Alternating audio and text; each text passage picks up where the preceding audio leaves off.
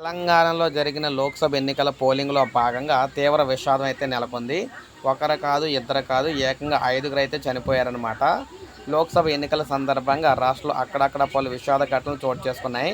Vote వేయడానికి వెళ్లిన ముగ్గురు, విధులు నిర్వర్తిస్తున్న మరో ఇద్దరు అస్వస్థతకు గురై గుండెపోటుతో మృతి చెందారు.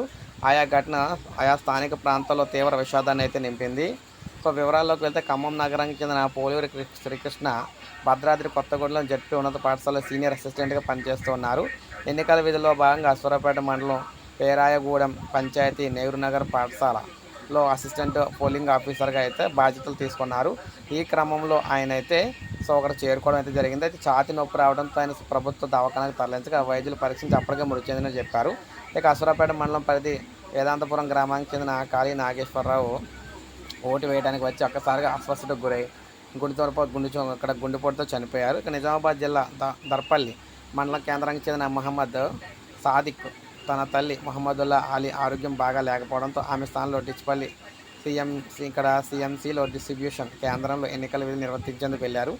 ఈ క్రమంలో గుండెపోటు రావడంతో వెంటనే ఆసుపత్రికి అయితే తీసుకువెళ్ళగా అక్కడే చనిపోయారనమాట. సో ఈ విధంగా మొత్తంగా చూసుకుంటే ఐదుగురు అయితే చనిపోవడం అయితే జరిగింది.